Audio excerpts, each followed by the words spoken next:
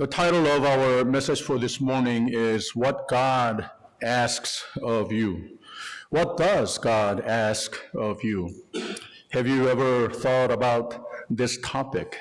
We often think of life of faith as what we bring to God, what we ask of God in terms of what we need and what we want. When we pray every day, we have a dozen or more things that we want. That's what we think prayer is. That's what we think faith is for. Of course, that's a good thing. God said, whatever you ask, God is ready to answer your prayers. And we should believe in that. God is happy for hearing our prayers and answering our prayers. But in order for us to build or rebuild life in resurrection, theologians call this life Anastas. It's a life in blessing and life in victory with God's provisions and protection. God has prescribed a set of imperatives for us to live by. There are what God asks of us. In our passage that we read in verse 13, it says, "And to keep the commandments of the Lord your God and his decrees that I am commanding you today for your own well-being." We need to be humble before God. And in verse 17, he preaches, "For the Lord your God is a God of gods and Lord of lords, the great God, mighty and awesome, who is not partial." This is the way for Moses is teaching the Israelites, don't be partial, don't be prejudiced in your relationships with other people. And no matter what other people say about that person, always do your best to be positive, optimistic about your relationship with anybody. So we shouldn't do what God does not do. And we should always do our best to do what God does. And what does God do? We don't have to really look around and study history. We only have to look at our own personal lives.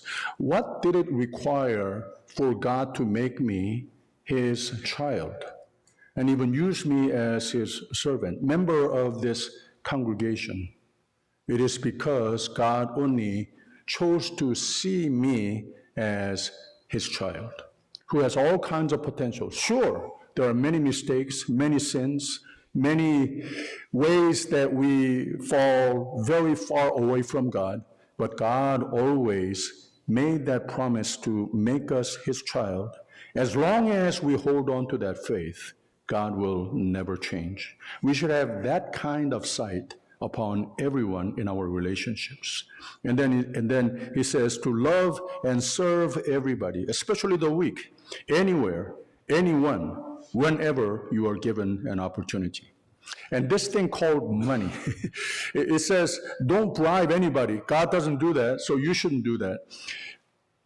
On how many occasions in a year or even 10 years do we experience bribe of any kind from me or other people toward me? It's much more general truth that Moses is trying to teach. It's about how to manage the gift of money, or even broader, how to manage any kind of gifts that God has given to us. Hold on to these things and know that this is something that God has entrusted in you, and do your best to lift up God's glory with the right mind of stewardship, and do all things with a very sacramental heart. And then when you do all these things with your best, be humble before God, do not have prejudices toward anybody, manage money well and use your assets wisely and sacramentally, love and serve the weak. Why does God ask these things of us? There is the answer towards the end of this passage, verse 21.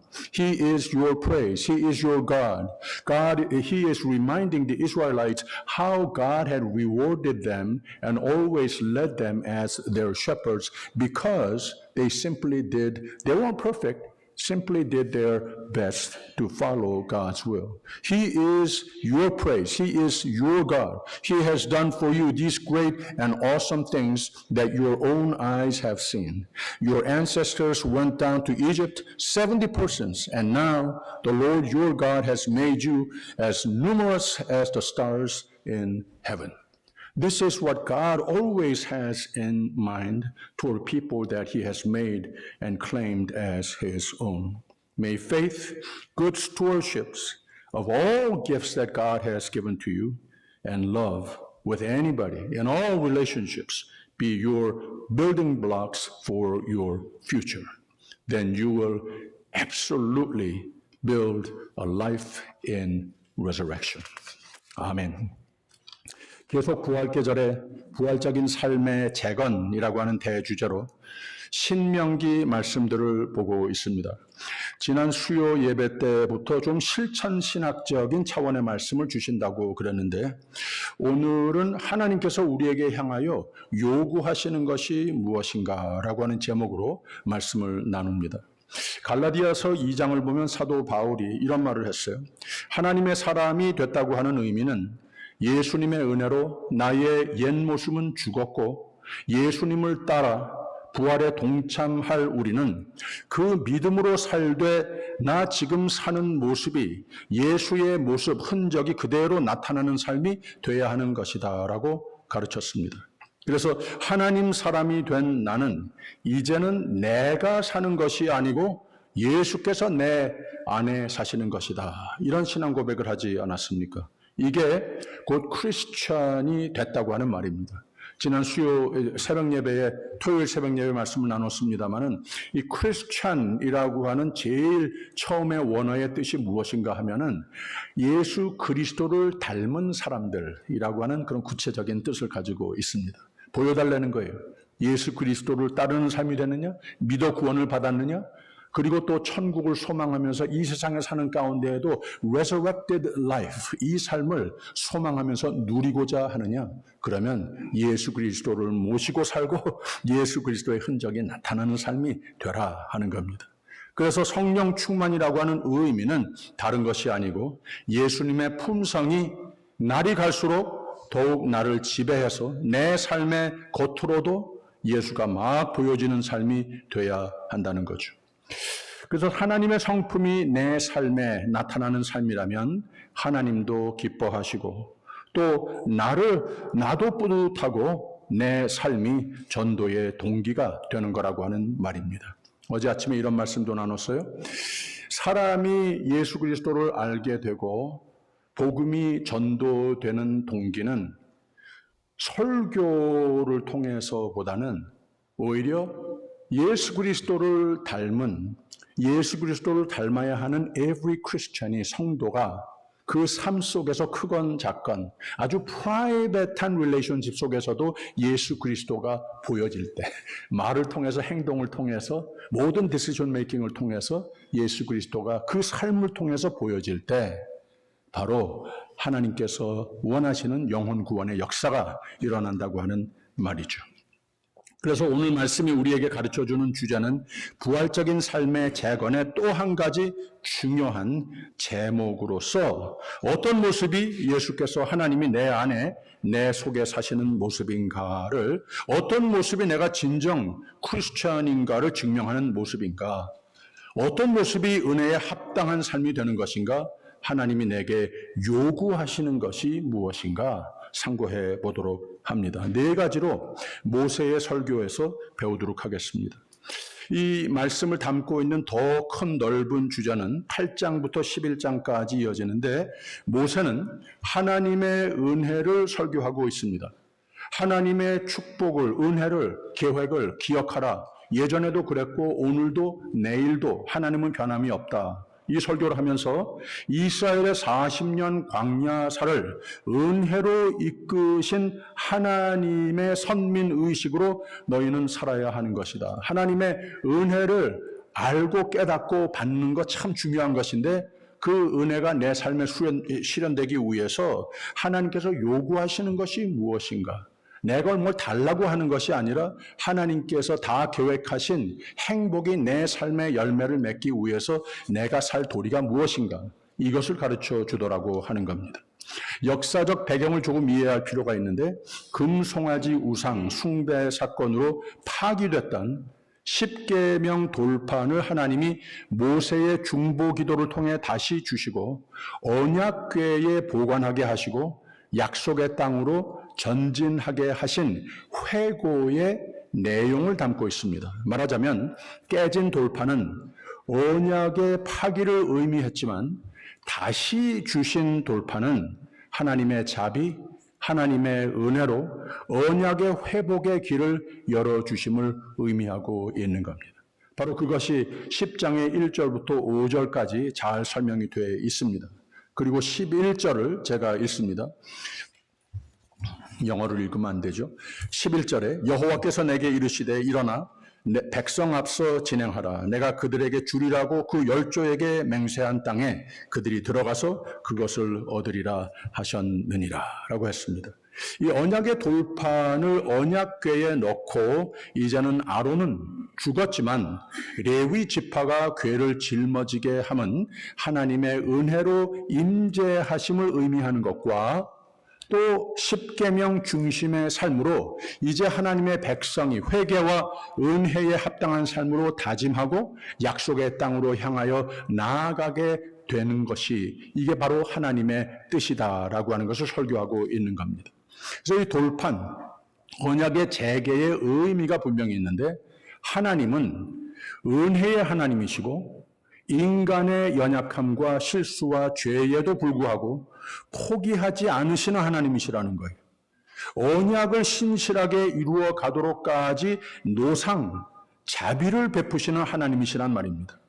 하나님의 은혜는 인간의 죄보다, 인간의 실수보다 항상 더 크신 하나님의 은혜이심을 강조하는 사건이 된 겁니다. 근데 은혜, 알겠는데 나의 부족한 거 다 덮어주시는 하나님의 은혜를 가지고 나를 다가오셨구나. 감사합니다. 찬송합니다.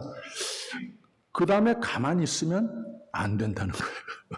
그래서 이 모세는 신명기를 통하여서 아주 긴 5장부터 31장까지 이르기까지 하나님께서 우리에게 요구하시는 것이 무엇인가? 다 하나님께서 우리의 삶을 행복으로 만들어 가시는 가운데에 요구하시는 것이 무엇인가? 여기에 인간이 할 도리를 포커스하여서 설교를 이어가더라고 하는 겁니다. 우리도 우리의 마음판에 다시 하나님의 말씀을 잘 새기고 잘 따르는 삶을 다짐하여야 성결의 삶을 노력하는 삶이 돼야 하는 것인데, 하나님은 성령의 열매와 흡사한 내용으로 이걸 잘 하라고 하는 내용을 담고 있는 말씀이 오늘의 말씀입니다. 하나님은 하나님의 사람이 성결된 삶도 되지만 진정 행복을 누리는 생애가 되기 위해서 준수해야 하는 것들이 있는데 그게 무엇이냐? 하나님이 우리에게 요구하시는 것이 무엇이냐? 하나님의 성품을 잘 알고 잘 터득하고 잘 열매 맺는 삶이 되라 가르치시는 겁니다. 부활계절 용어를 쓰자면 부활적인 삶의 희망은 다른 것이 아니라 하나님의 성품, 하나님의 속성을 잘 깨달아 내 것으로 만들어 내가 사는 것이 하나님이 내 속에 사시는 것이 보여지는 것. 이게 부활적인 삶의 열매라고 하는 말입니다. 이게 하나님의 은혜를 깨닫는 방법이고 이게 하나님 사람이 반드시 잘 해야 하는 도리라고 하는 말입니다. 우리가 살고 있는 오늘도 생각해보면 하나님의 은혜는 얼마나 놀랍습니까?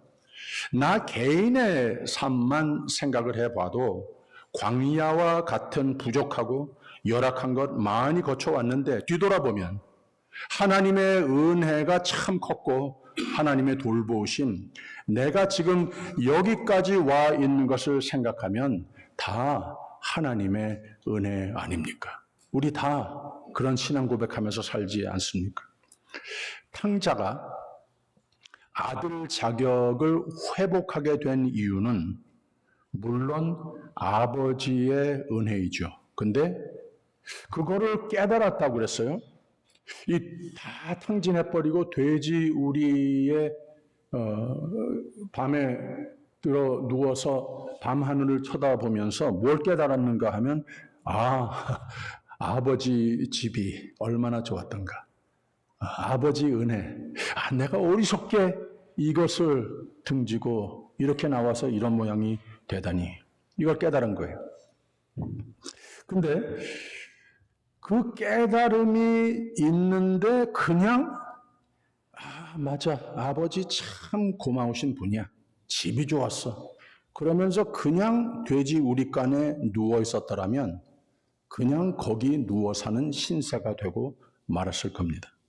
그러나 아버지 은혜 깨닫고 그 은혜에 합당한 모습으로 일어나 걸어서 아버지 집으로 향해 갔을 때 그때 아직까지도 내 삶은 마음은 불안한데 상거가 아직 먼데 아버지는 보고 달려와 이 아이를 끌어안고 뽀뽀해주고 가락지를 끼워주고 새 옷을 입혀주고 파티를 열어주면서 기뻐하더라고 하는 이게 바로 하나님이 우리에게 향하신 마음이다 라고 예수님이 가르쳐 주신 것 아니겠습니까?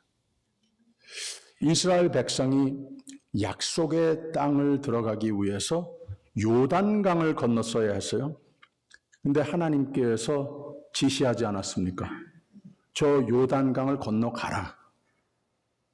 내가 약속한 땅이 거기에 있다. 그리고 기적으로 그것이 갈라질 것이라고 하는 확신도 다 안겨주었어요. 하나님의 은혜가 놀랍지 않습니까? 하나님의 배려, 목자로 인도해 주심 놀랍지 않습니까? 끄떡끄떡하면서 이것을 깨닫고 그냥 가만히 있었더라면 아직까지 그 요단강 동편에 머물러 있었을 겁니다. 근데 그 말씀을 한 것 감사도 하지만 그 언약, 지시, 은혜, 기적 이것을 다 하나님 말씀대로 아직 그 물이 요단강이 내 앞에 거세게 흐르고 있는데 이거 해도 되나 마음이 있었겠죠. 그러나 거기에 발을 디뎌놨더니 기적으로 하나님 약속하신 대로 그 은혜의 그 강이 갈라지는 역사를 그 앞에서 베풀어 주시더라고 하는 겁니다.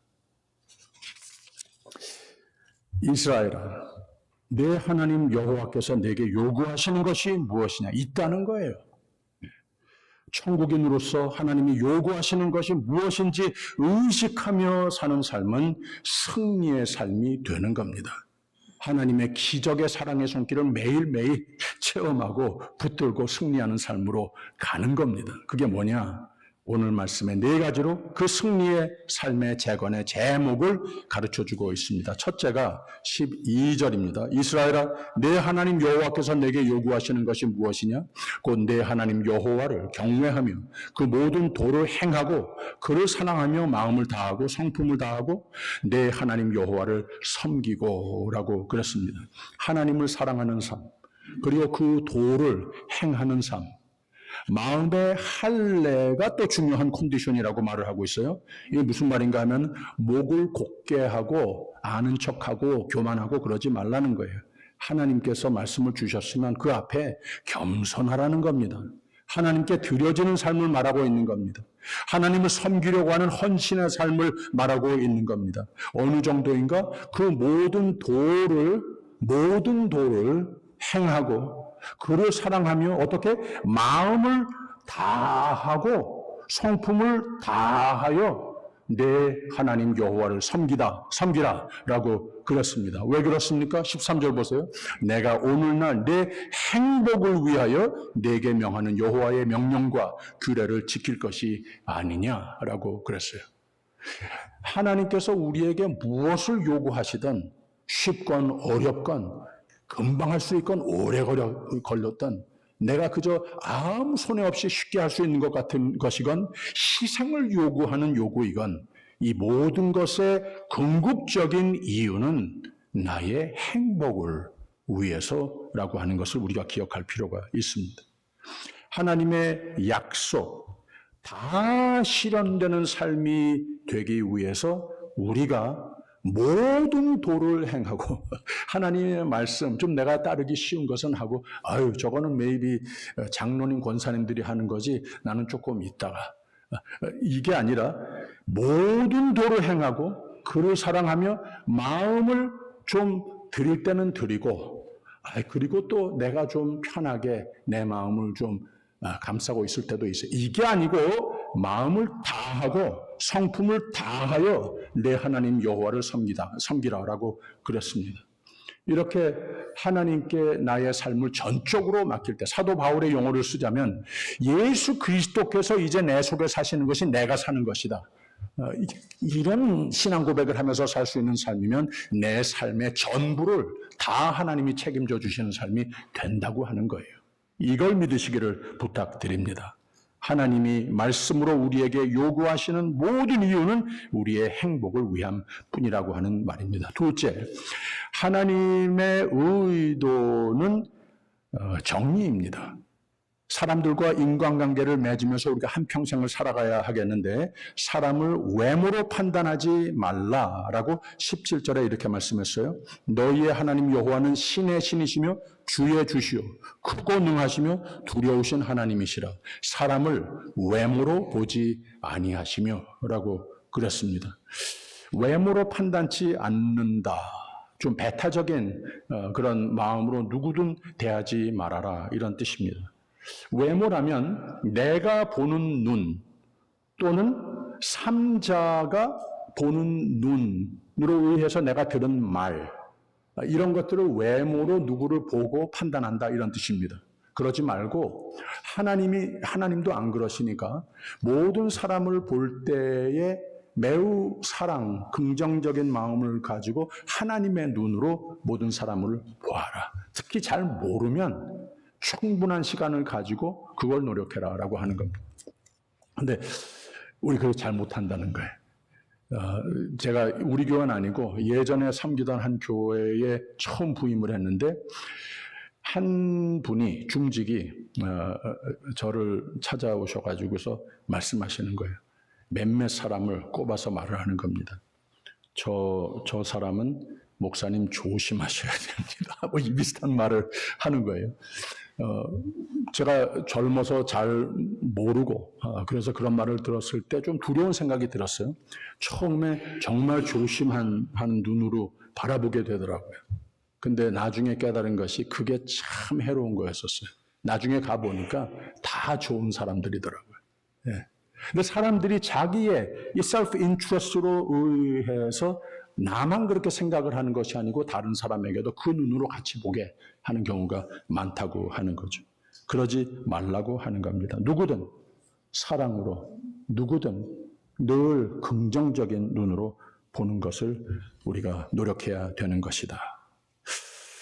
그러면 하나님의 자녀로서 사람을 어떻게 봐야 하는 것인가? 분명합니다. 하나님의 눈으로 봐야 합니다. 하나님 아버지께서 사람을 보듯이 자녀인 우리들도 사람을 외모로 판단하지 말고 사랑과 진실함으로 보아야 하는 겁니다. 나의 사랑과 진실함이 모든 인간관계에서 가장 중요한 겁니다. 시간이 지나면 모두 드러나기 때문에 그렇다고 하는 거죠. 그리고 세 번째로는 이 17절 후반에 사람을 외모로 보지 아니하시며 뇌물을 받지 아니하시고라고 그랬어요. 하나님께서 뇌물을 받지 아니하시는 하나님이시다. 너희도 그러면 안 된다. 이런 말씀을 하시는데 우리가 한 평생 살면서 뭐 뉴스에서 맨날 정치인들에 대해서는 이런 것을 많이 듣고 그럽니다만은 우리가 살아가는 가운데 누가 뇌물을 주고 내가 뇌물을 줄 그런 일들이 많이 있겠습니까? 거의 없어요. 그런데 조금 더 넓게 생각을 해봤을 때에 이 돈 관리에 대한 것도 하나님의 뜻이 분명히 있다. 이것을 우리에게 가르쳐주고 있는 겁니다.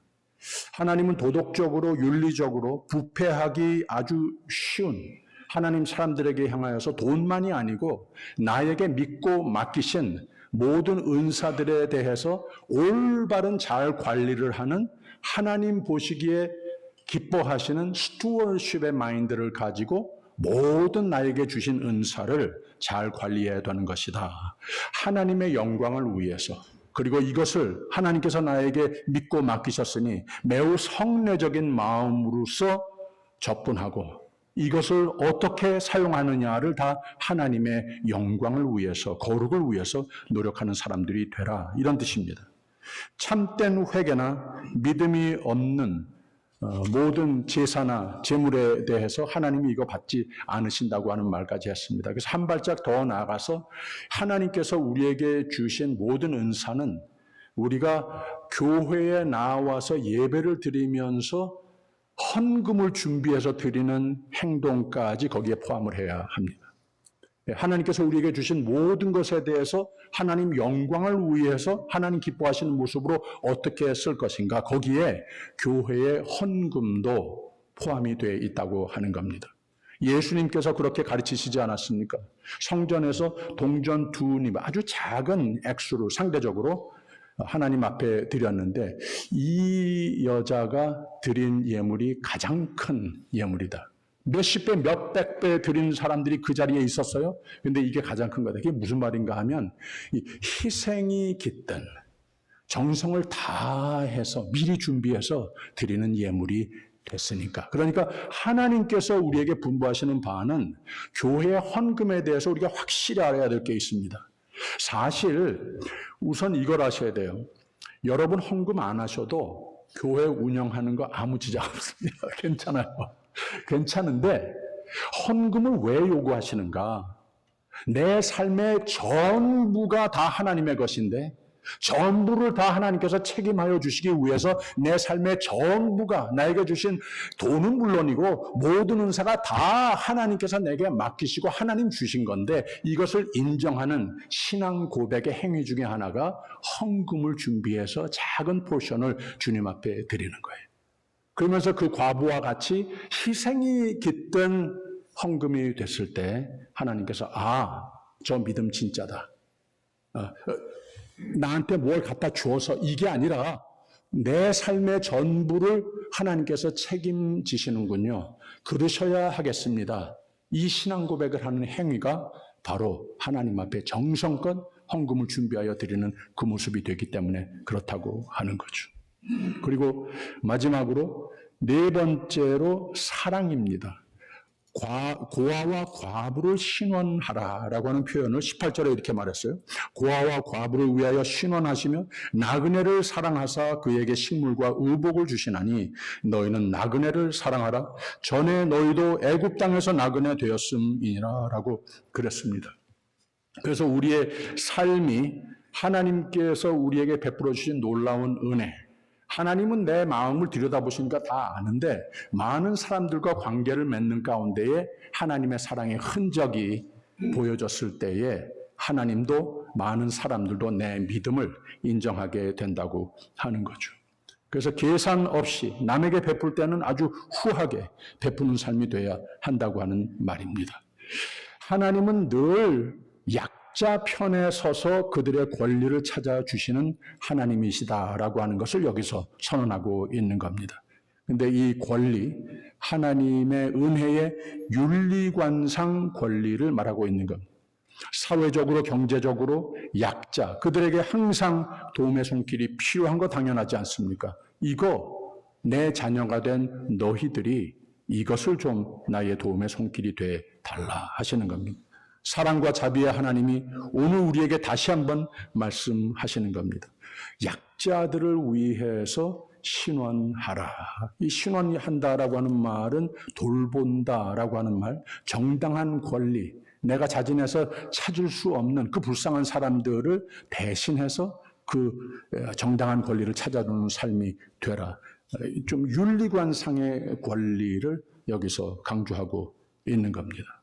그래서 하나님이 요구하시는 것들을 잘 수행하면 어떻게 되는 것인가? 다시 13절에 내가 오늘날 내 행복을 위하여 내게 명하는 여호와의 명령과 규례를 지킬 것이 아니냐라고 그랬습니다. 하나님 앞에 겸손한 삶, 정의의 삶, 돈 관리 잘하는 삶, 사랑의 삶, 그러면 하나님께서 우리에게 예비하신 행복의 손길이 내 삶에 와 닿는 기쁨을 누리게 된다는 겁니다. 행복의 삶을 위한 신앙적 제목들입니다. 지금까지 내가 행여 외모로 판단한 예들을 생각해보고 그 나의 마음과 눈을 다시 정정하는 방법들을 내가 노력할 때 참 유익한 부활계절이 될 겁니다. 오늘 우리가 쉽게 접할 수 있는 부정스러운 돈 관리, 이런 모습들을 또 뒤돌아보면서 어떻게 하면 하나님 기뻐하시는 돈과 나에게 축복하여 주신 모든 은사를 다 잘 하나님의 영광을 위해서 많은 사람들에게 유익이 되는 모습으로서 관리할 수 있겠는가. 그리고 주위에서 쉽게 만날 수 있는 불우한 자들, 나그네들, 약자들을 우리가 어떻게 지금까지 대해왔는지 생각을 해보고 그들을 위하여 신원하는 삶을 살도록 다짐한다면 하나님이 기뻐하시고 책임지어 주심을 찬송하며 살게 될 것이다 라고 하는 말이 오늘 말씀의 결론을 맺고 있습니다. 20절에 내 하나님 여호와를 경외하여 그를 섬기며 그에게 친근히 하고 그 이름으로 맹세하라. 그는 내 찬송이시오 내 하나님이시라. 내가 목도한 바 이같이 크고 두려운 일을 너를 위하여 행하셨느니라. 애굽에 내려간 네 열조가 겨우 70인이었으나 이제는 내 하나님 여호와께서 너를 하늘의 별같이 많게 하셨느니라. 다시 하나님께서 우리에게 요구하시는 바가 많은데 이거 잘 배우고 최선으로 노력하라고 하는 거예요. 그 이유가 내가 오늘날 내 행복을 위하여 내게 명하는 여호와의 명령과 규례를 지킬 것이 아니냐 하시는 겁니다. 할렐루야. 부활적인 삶의 재건을 위해서 오늘 하나님이 주시는 말씀은 십계명 축소판이라고 말을 할 수 있습니다. 십계명의 첫 반은 하나님을 어떻게 경외하고 경배하고 사랑하며 섬기는 것이 돼야 하는 것인가. 나중 반은 모든 사람들, 사회인으로서 어떤 윤리관을 지니고 살아야 하는 것인가를 가르치는 말씀 아니겠습니까? 그래서 하나님이 우리에게 요구하시는 것이 무엇인가? 하나님을 경외하고 그것도 마음과 성품을 다하여 즉 내 전심 전력으로 하나님을 섬기고 같은 마음으로 하나님의 속성을 나의 속성으로 만들어가는 삶이 되라.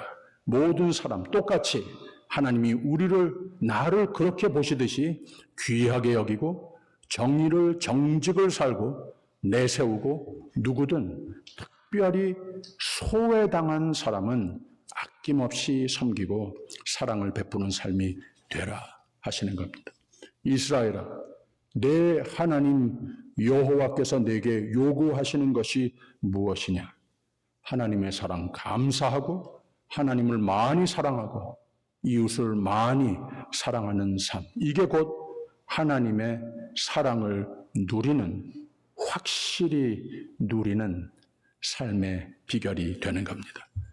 꼭 누리시기를 주님의 이름으로 축원드립니다. 기도하겠습니다.